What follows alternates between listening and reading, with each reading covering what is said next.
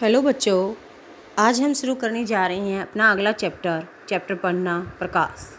इसके अंदर हम क्या क्या पढ़ने वाले हैं कि प्रकाश की किरण, उसका पुंज, पारभासी, पारदर्शी और अपारदर्शी वस्तुएं। प्रकाश जो है वो सरल रेखा में गमन करता है। प्रकाश का परावर्तन, समतल दर्पण द्वारा परावर्तन, पार्श्व व्युत्क्रम, गोलीय दर्पण, लेंस और प्रकाश के वर्ण। चलिए तो शुरू करते हैं। देखिए, हमने पिछली कक्षा में पढ़ा था कि हमने दो तरह की वस्तुएं पढ़ी थी। कौन कौन सी? एक तो दीप्त वस्तुएं और एक अदीप्त वस्तुएं। तो दीप्त वस्तुएं कौन सी होती हैं, अदीप्त वस्तुएं कौन सी होती हैं, वो हम देखेंगे। आपको अगर याद हो तो आपको पता होगा कि दीप्त वस्तुएं वो वस्तुएं होती हैं जिनका क्या होता है, खुद का प्रकाश होता है, और अदीप्त वस्तुएं वो वस्तुएं होती हैं जिनका खुद का प्रकाश नहीं होता है। ये दो तरह की होती हैं, एक तो प्राकृतिक और एक कौन सी होती हैं, मानव निर्मित। प्राकृतिक जैसे आपने सूरज है, उसका खुद का प्रकाश होता है।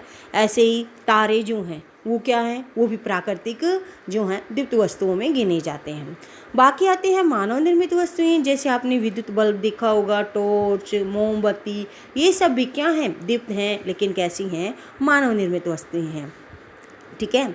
जबकि जो अदीप्त वस्तुएं होती हैं ना, उनका कोई भी प्रकाश नहीं होता, वो प्रकाश उत्सर्जित नहीं करती हैं। जैसे आपके सामने बहुत सारी चीज़ें होती हैं, जैसे देखिए क्या है, मेज है, ठीक है, जो आपको चांद चमकता हुआ दिखाई देता है, वो भी क्या है, एक अदीप्त वस्तु है। ओके।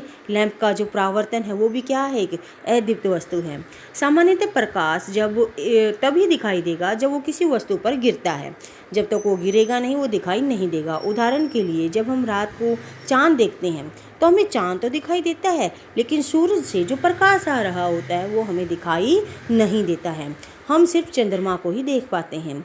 सूर्य के प्रकाश द्वारा चंद्रमा है वो सूर्य के प्रकाश द्वारा चमकता है।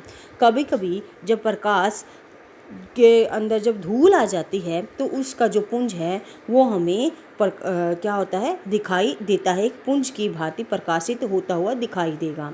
अतः प्रकाश जो है वो क्या है, एक ऊर्जा का रूप है जो हमारी देखने में क्या करता है, सहायता करता है, देखने की अनुभूति को प्रदान करता है। ओके।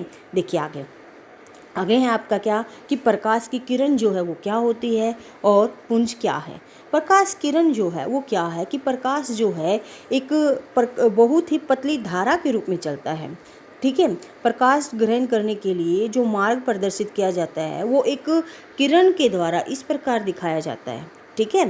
प्रकाश को प्रदर्शित किया जाता है। जबकि जो पुंज है उसको क्या करते हैं, जब बहुत सारी धाराएं इस प्रकार हम दिखा देते हैं तो ये क्या बन जाता है, प्रकाश पुंज बन जाता है। बहुत सारी किरणें हैं वो एक साथ प्रदर्शित की जाती हैं तो वो क्या कहलाएगा, आपका प्रकाश पुंज। प्रकाश पुंज है वो कई तरह का होता है, समांतर, अभिसारी और अपसारी।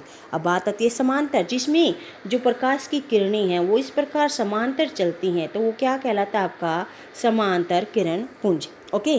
और जब प्रकाश की किरणें क्या करी जाती हैं, इस प्रकार एक बिंदु पर इकट्ठी होती हैं तो इस प्रकार देखिए, इस प्रकार, ठीक है, तो वो क्या कहलाता है, आपका इस प्रकार का किरण पुंज कैसा कहलाता है, अभिसारी किरण पुंज। और जब प्रकाश की किरणें फैल रही होती हैं इस प्रकार, ठीक है, तो वो किस प्रकार का किरण पुंज कहलाता है, आपका अपसारी, बिल्कुल अपसारी किरण पुंज। ओके। चलिए अब देखेंगे हम कि जो वस्तुएं हैं वो तीन तरह की होती हैं। कौन कौन सी? पारभासी, पारदर्शी और अपारदर्शी। देखिए, पारभासी कौन सी वस्तुएं होती हैं? पारभासी वो वस्तुएं होती हैं जो अपने अंदर से स्पष्ट, मतलब थोड़ा सा प्रकाश जाने देंगी, मतलब उनमें से स्पष्ट नहीं देखा जा सकता, वो क्या कहलाती हैं, आपकी पारभासी वस्तुएं। ओके। जैसे आपका चिकना कागज़ जो होता है ना वो, या बटर पेपर जिसको बोलते हैं, या दूध या जो जल है वो भी क्या है, आपकी पारभासी वस्तुएं हैं।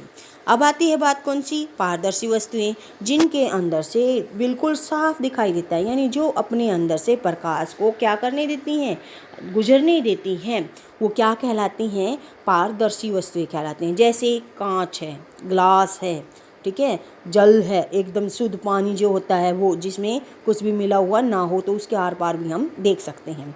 उसके बाद आती है आपकी कौन सी? अपारदर्शी वस्तुएं। अपारदर्शी वस्तुएं कौन सी होती हैं? देखिए, अपारदर्शी वस्तुएं वे वस्तुएं होती हैं जिनके अंदर से प्रकाश जो है नहीं जा सकता, यानी उनके अंदर से आपको दिखाई नहीं देगा। वो क्या कहलाती हैं? आपकी अपारदर्शी वस्तुएं, जैसे पुस्तक, दीवार, लकड़ी इत्यादि। ओके, ये देखिए आपके सामने ये दिखाई दे रहा है। जो पारदर्शी वस्तुएं हैं वो इस प्रकार दिखाई देती हैं, ठीक है। पारदर्शी वस्तुएं इस प्रकार की दिखाई देती हैं, देखिए। और अपारदर्शी वस्तुएं इस प्रकार होती हैं, इनके आर पार नहीं देखा जा सकता, इनमें से धुंधला दिखाई देता है और ये आर पार देखा जा सकता है। चलिए अगले पे क्या है कि जब जो प्रकाश है किसी वस्तु से परावर्तित होता है ना, तो वस्तु हमें दिखाई देने लग जाती है, परंतु वह स्वयं जो है अदृश्य होता है। क्या कह रहा है कि प्रकाश खुद अदृश्य रहेगा और वस्तुओं को दिखाएगा। समझ में आई बात? कि क्या है, जैसे ही प्रकाश किसी वस्तु पे पड़ता है, गिरेगा, तो क्या होगा कि जो आपकी वस्तु है वो दिखने लग जाती है। क्यों? क्योंकि वो क्या करती है, प्रकाश को परावर्तित करते हैं, जिसके कारण वो दिखाई देती है। लेकिन प्रकाश का रास्ता हमें दिखाई नहीं देता है। धूल कण आ जाए तो अलग बात है, लेकिन प्रकाश हमें नहीं दिखाई देगा। यही कारण है कि अंतरिक्ष के अंदर जब यात्री जाते हैं तो उन्हें चारों तरफ क्या होता है, अंधेरा ही अंधेरा नजर आता है। चारों तरफ क्या है, अंधेरा नजर आता है। क्यों आता है वो अंधेरा नजर? हालांकि प्रकाश वहाँ पे है। क्यों? किसका प्रकाश? भाई जो तारे हैं उनका प्रकाश वहाँ पे है, लेकिन प्रकाश खुद दिखाई नहीं देता है, तो इस वजह से वहाँ अंधेरा नजर आता है। जैसे वो किसी वस्तु पर गिरेगा तो वो वस्तु दिखाई देने लग जाएगी। देखिए आगे, प्रकाश जो है वो सरल रेखा में गमन करता है। सरल रेखा का मतलब है कि सीधे रास्ते पर चलेगा वो। ओके, जब कोई भी प्रकाश पुंज है वो किसी दीवार या किसी छोटे छिद्र में से एक कक्ष में प्रवेश करता है, तो वह जिन वस्तुओं पर पड़ता है ना, उन्हें प्रकाशित कर देता है। प्रकाश का जो पुंज है वो सीधी रेखा में चलता हुआ दिखाई देता है। इस प्रकार का अनुभव तब होता है जब प्रकाश पुंज किसी बिजली घर, शक्तिशाली टॉर्च, कार, हेडलाइट आदि से निकलता है, निर्गत होता है। यह सिद्ध करता है कि जो प्रकाश है वो क्या करता है, एकदम सीधी रास्ते में चलेगा। अगर उसके रास्ते में कोई आ जाएगा तो उसकी वो शैडो बना देता है। देखिए एक एक्टिविटी के द्वारा दिखाई दे रहा है आपको कि इसके अंदर हमने क्या कर रखा है। हमने एक पाइप लिया है, ठीक है, सबसे पहले तो, और उसके सामने क्या किया, एक मोमबत्ती जला के ले। पाइप कैसे बनाओगे, एक कागज़ की शीट लोगे और उसको क्या कर लोगे, आप मोड़ लोगे।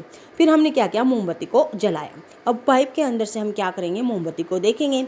हमें क्या है, पर जो मोमबत्ती की जो लो है वो आपको दिखाई देगी, ठीक है। लेकिन अब हमने क्या किया, कागज़ का जो पाइप था उसको थोड़ा सा मोड़ दिया। फिर हमने मोमबत्ती को देखने की कोशिश कर। हम क्या देखेंगे कि अब की बार हमें मोमबत्ती जो है वो दिखाई, जो लो है वो दिखाई नहीं देगी। क्यों नहीं दिखाई दी? क्योंकि यहाँ से ये क्या हो गया, मुड़ गया है, जिसके कारण प्रकाश जो है वो हमें नहीं दिखाई दिया। तो इस वजह से हम क्या कह सकते हैं कि प्रकाश जो है वो सरल रेखा में चलता है। दर्पण में प्रकाश के साथ साथ ध्वनि भी परावर्तित हो सकती है। क्या कह रहा है, जैसे प्रकाश परावर्तित होता है वैसे ध्वनि भी क्या होती है, परावर्तित होती है। अतः वे दर्पण जो ध्वनि तरंगों को परावर्तित करते हैं उन्हें ध्वनिक दर्पण कहते हैं। प्रकाश का परावर्तन, अगला टॉपिक क्या है आपका, प्रकाश का परावर्तन। जब कोई प्रकाश किसी चिकनी सतह या समतल सतह से टकराता है, जैसे कि दर्पण है या स्वच्छ स्टेनलेस स्टील जो होती हैं घरों में आपके, जल है, उसकी सतह है, इनके ऊपर गिरेगा ना, तो वो क्या होता है, वापस लौट आता है। अपना रास्ता जो है वापस दूसरे रास्ते से चलने लग जाता है। इसे क्या कहते हैं, प्रकाश का परावर्तन। जैसे आपने देखा हो, आप बॉल लेके उसको क्या करो, दीवार के ऊपर मारो, तो हम क्या देखते हैं, वापस आ जाती है ना। तो उसी प्रकार प्रकाश भी क्या करता है, वापस आ जाता है। ये क्या कहलाता है, प्रकाश का परावर्तन। प्रकाश जो है समतल तथा चिकनी सतह पर जो परावर्तन होता है वो कैसे कहलाता है, नियमित परावर्तन। दूसरी ओर जब प्रकाश क्या करता है, किसी खुरदरी सतह पर गिरता है, तो वह सभी दिशाओं में क्या होता है, फैल जाता है। इस प्रकार का जो परावर्तन है वो कैसा परावर्तन कहला जाता है, विसरित परावर्तन कहलाता है। विसरित परावर्तन जो है, जैसे किसी दीवार के ऊपर जब प्रकाश डालते हैं तो वो, ठीक है, वो परावर्तित होता हुआ आपको एक इमेज बनाता हुआ नहीं दिखेगा। परावर्तन तो वहाँ पे भी हो रहा है, लेकिन वहाँ जो परावर्तन है वो कैसा है, विसरित परावर्तन है, ठीक है। लकड़ी के द्वारा है, अलमारी के द्वारा, जबकि दर्पण के द्वारा जो परावर्तन होता है ना, समतल चीज़ के द्वारा, स्मूथ सरफेस के द्वारा वो परावर्तन कैसा होता है, नियमित परावर्तन होता है। देखिए यहाँ डायग्राम से आपको नज़र आ रहा है, ये जो है वो स्मूथ सरफेस है, इससे टकराई। ये देखिए इसके अंदर आप क्या खास देख रही हैं कि हमारे पास जो रेज हैं, परावर्तन के बाद जो रेज निकल रही हैं वो सारी क्या हैं, ये देखिए कैसी हैं, सब समांतर हैं। जबकि विशिष्ट परावर्तन में हम क्या देख रहे हैं कि जो परावर्तन के बाद रेज निकली हैं वो क्या हैं, इधर उधर जा रही हैं। तो इसके कारण जो है वो साफ साफ दिखाई नहीं दे पाती है कोई भी वस्तु, यानी कि जो विस्तृत परावर्तन है उसके अंदर जो है वस्तु का जो प्रतिबिंब है वो साफ नहीं बन पाता है। अभी जो ऊपर हमने पढ़ा है उसी से रिलेटेड ये क्वेश्चन है, वो आप पढ़ के देखना कि प्रकाश जो है चिकनी तथा समतल सतह से परावर्तन क्या कहलाता है, प्रकाश का परावर्तन। प्रकाश का खालिस्तान, समांतर, अभिसारी और अपसारी भी हो सकता है। पता है प्रकाश पुंज, प्रकाश का जो पुंज है वो। खालिस्तान वस्तुएं प्रकाश का उत्सर्जन करती हैं। कौन सी वस्तुएं, दीप्त वस्तुएं। ठीक है, चलिए आगे चलते हैं। अब पढ़ने जा रहे हैं हम जो प्रकाश से संबंधित जो महत्वपूर्ण शब्द हैं वो। सबसे पहले देखिए प्रकाश का परावर्तन है, उसके अंदर एक होती है आपतित किरण। एक क्या होती है, आपतित किरण। आपतित किरण क्या होती है, देखिए परावर्तक सतह की ओर एक किरण आती है प्रकाश की। ये देखिए ये आपको दिखाई दे रही होगी, इसको क्या बोलते हैं हम, आपतित किरण। आपतन बिंदु, जिस बिंदु पर समतल दर्पण के जिस बिंदु पर ये गिरती है, टकराती है, उसको क्या बोलते हैं, आपतन बिंदु। उसके बाद परावर्तित, ये इस बिंदु से टकरा कर मिलके यहाँ गिर के वापस इस साइड परावर्तित होते हैं, तो इस किरण को क्या कहते हैं हम, परावर्तित किरण। उसके बाद इस अभिलंब जो ये बिंदु था ना अपना आपतन बिंदु, इसके ऊपर हम एक क्या खींचते हैं, परपेंडिकुलर खींचते हैं, उसको हम क्या बोलते हैं, अभिलंब। ओके। और उसके बाद ये जो आपको दिखाई दे रही है आपतित किरण और अभिलंब, इनके बीच में एक कोण बनता है, उस कोण को क्या बोलते हैं, आपतन कोण। ओके, आपतन कोण। ओके, ठीक है। और जो परावर्तित किरण है और जो अभिलंब है, इन दोनों के बीच में जो एंगल बनता है उसको हम क्या बोलते हैं, परावर्तन कोण। ओके। अब देखिए परावर्तन के नियम। पहला नियम क्या है, इसके दो नियम हैं। पहला नियम क्या है कि जो आपतन कोण और परावर्तन कोण है ना, वो दोनों क्या होते हैं, बराबर। यानी ये वाला कोण और ये वाला जो कोण है वो दोनों क्या रहेंगे, बराबर।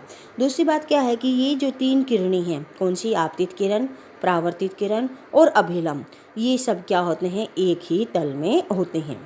चूँकि समतल सतह से प्रकाश का जो परावर्तन है वो इन नियमों को पालन करता है, इसलिए हम क्या कहते हैं, ये क्या कहलाएंगे, प्रकाश परावर्तन के नियम कहलाते हैं। अब देखते हैं कि समतल दर्पण के द्वारा जो परावर्तन है वो कैसे होता है। समतल दर्पण कांच की एक चिकनी पॉलिश की हुई सतह होती है जो परावर्तक तल का कार्य करती है। जब किसी वस्तु पर समतल दर्पण के सामने वस्तु को किसी समतल दर्पण के सामने रखते हैं तो वस्तु पर एक प्रतिलिपि दर्पण, आपको एक दर्पण दिखाई देता है वैसी जैसी वस्तु है, इसे क्या बोलते हैं हम, प्रतिबिंब। ये जो दिखाई देता है उसके दर्पण के अंदर वो क्या कहलाता है, प्रतिबिंब। जैसे आप हर रोज़ देखते हैं दर्पण के सामने जो मिरर है उसके सामने आपको अपनी जो है तस्वीर नज़र आती है ना, उसको हम क्या बोलते हैं, प्रतिबिंब बोलते हैं। समतल दर्पण के द्वारा जो प्रतिबिंब बनता है उसकी कैसी प्रकृति होती है कि जो निर्मित प्रदर्शित आकार वस्तु का आकार के समान होगा। यानी जो प्रतिबिंब आपको दिखाई दे रहा है और जो वस्तु है दोनों का आकार कैसा होगा, बराबर होगा। और प्रतिबिंब उतनी ही दूरी पर बनेगा जितनी दूरी पर क्या रखी है, वस्तु रखी है। दोनों की भी, यानी कि दर्पण से वस्तु की दूरी और दर्पण से प्रतिबिंब की जो दूरी है वो दोनों क्या होती हैं, बराबर होती हैं। जो प्रतिबिंब है वो आपको कैसा दिखाई देता है, सीधा दिखाई देता है। और कैसा होता है, ये आभासी होता है। ये प्रतिबिंब कैसा होता है, आभासी होता है। लेकिन एक खास बात होती है कि जो इसका दायां हिस्सा है वो बाएं में दिखाई देता है, वस्तु का जो बायां हिस्सा है वो प्रतिबिंब के दाएं दिखाई देता है। देखिए एक प्रयोग के द्वारा इसको हम देखते हैं।